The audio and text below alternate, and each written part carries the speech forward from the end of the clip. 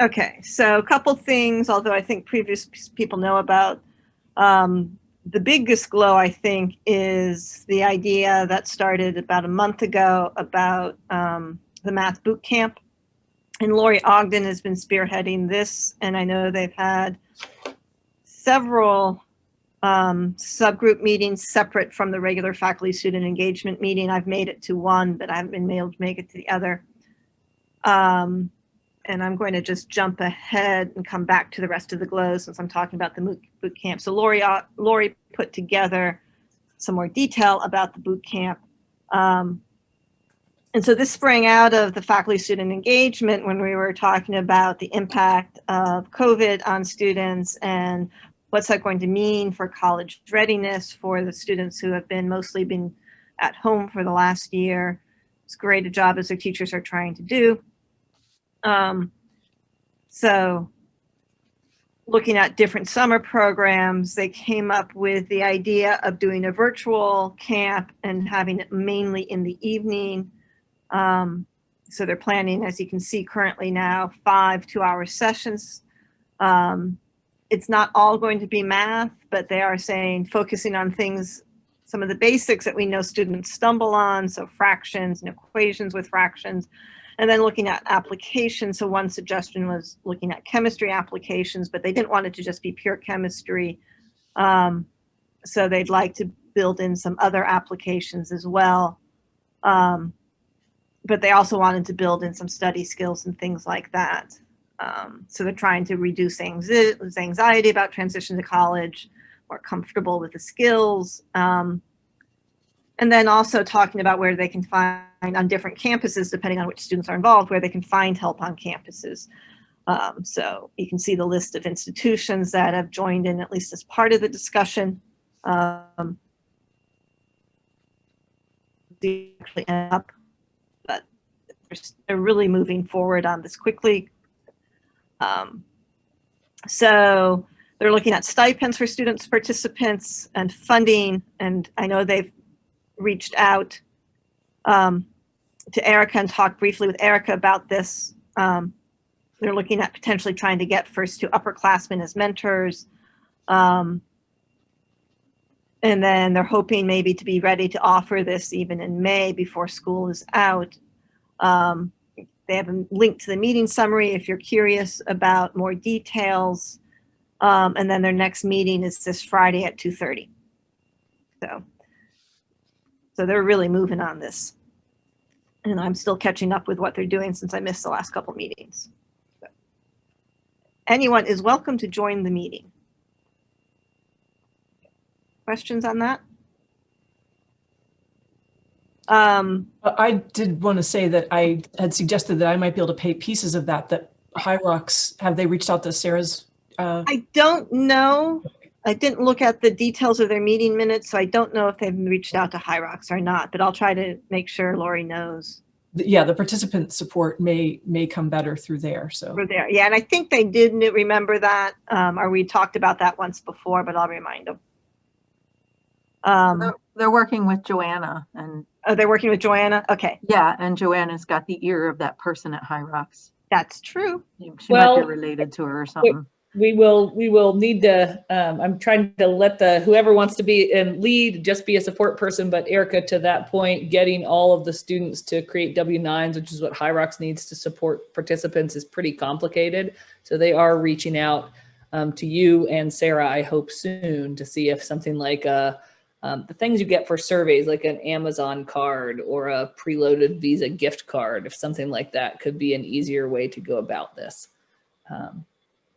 Because to process those student applications is going to be impossible with Samantha's time on the time scale that they're looking at. Right. So the answer to that is no, because of administrative overhead, not even because of budgets.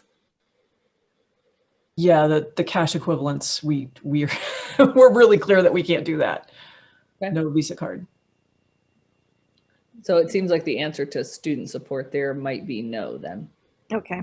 I think Lori was going to reach out to you, Erica, but that was a good example of, I happened to pop in that meeting because I was asked, and those are spaces where people could use a little bit more support with creating PDSAs and what are the logistics to getting funding.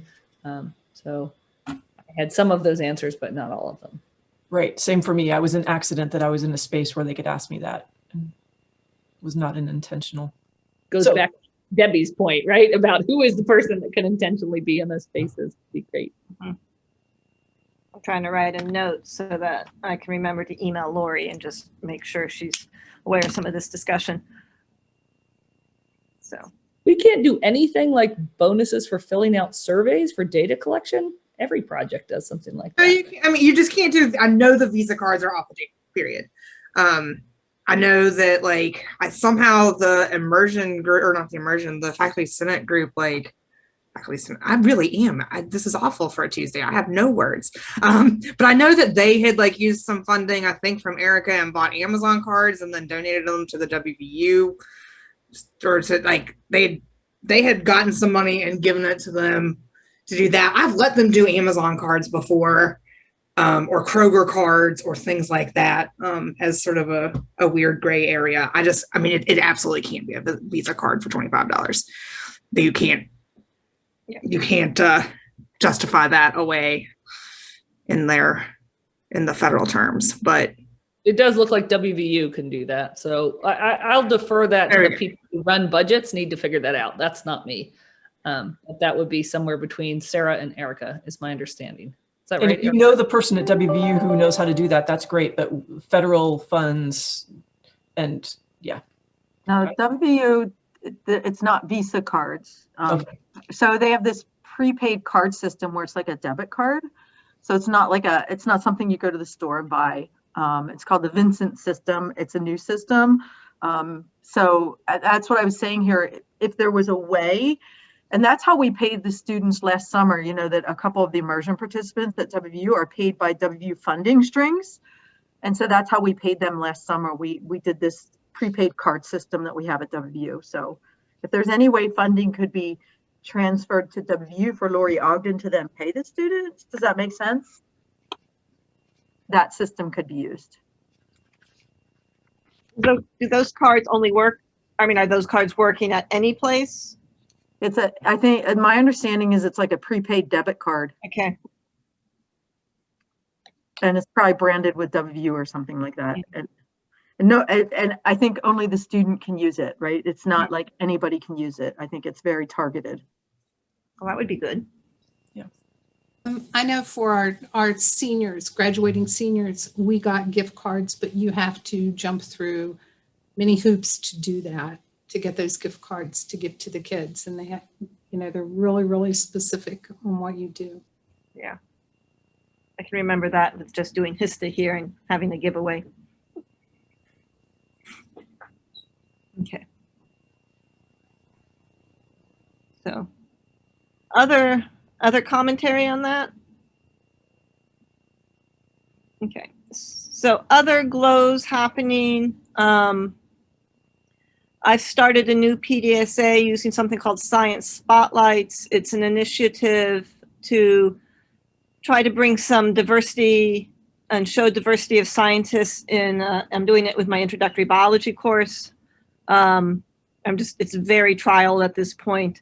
But Science Spotlights, and there's a link if you want to explore it, it was initiated by, I think, University of San Francisco, and they've developed little mini lessons that you can almost hook into almost any area of STEM. You can search their database by the topic, and it's meant to as sort of like an introduction to the topic. Here I'm assigning this for you guys to do. You can read about this scientist and their background and the questions they're asking, and it's going to relate to something we're going to be talking about in class. And it comes already pre-done with a series of questions to ask, and it's not meant to be dealing with major understanding, major depth of science knowledge, but more just exposure of this is what this person is doing or has done. And the scientists in the Science Spotlights range from, historic people, but current. So I know like the one I assigned when I started talking chemistry and introductory biology was a young lady who was in high school, started looking at how to help fields hold water better. And so I think she's from India and she's won awards. anyway, so there's a bunch of them. So I highly recommend you look at them. Like I said, I'm doing a trial PDSA, and I'll probably expand it in the fall because it's common to the just comments I've had back from the students have been positive, but I've only done, I need to do 2 or 3 more this semester, so I'm kind of pushed. Asynchronous conversations, which were started with Catherine and Michelle between faculty and students, is apparently going well. We've got responses from the group starters and proposed to doing, so there's been exchanges between the groups, and Catherine is planning to do at least 1 more exchange with this.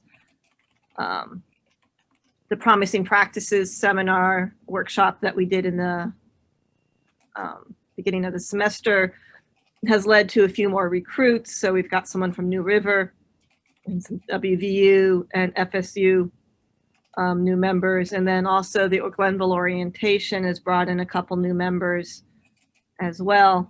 And some of the Promising Practices has now been shared out of network.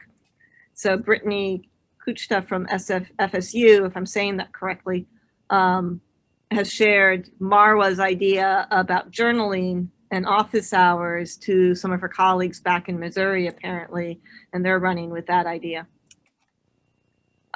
And the MOU are, so moving ahead in Glenville, finally have one of the administrators has been designated to work with First Two, so maybe moving ahead with bringing more First Two network to Glenville will actually happen now that someone in administration is going to help me with this and be able to, if they want to sign an MOU, have the authority to do so. And then lastly, we have set up our end of the semester drop-in work day, currently set for May 6th all day, and either Catherine or I or both of us will be available to help. This is to try to encourage people to the semester, maybe finish off their PDSAs and get them up. So that's some of what we've got going on. And then some grows. One of the big issues with, and probably we're not the only ones who have the problem, is meeting times. Our last meeting, we had very few participants, and while so we keep changing our meeting times so they're not the same every time, which may get confusing, but is also trying to make sure that we capture different people's schedules. If there's a better solution, we'd love to hear it. And then bringing in new members and getting new members involved. So I know from Glenville, we've got people to sign up, but then trying to, and I think they get tired of listening to me, trying to get them actually be, joining in and, attending the meeting or starting the PDSA or something like that. So still not seeing, they like the idea and but the jump in and get your, more than stick your toe in, really get your feet wet is still having issues. So, and that's what we have. Thank you.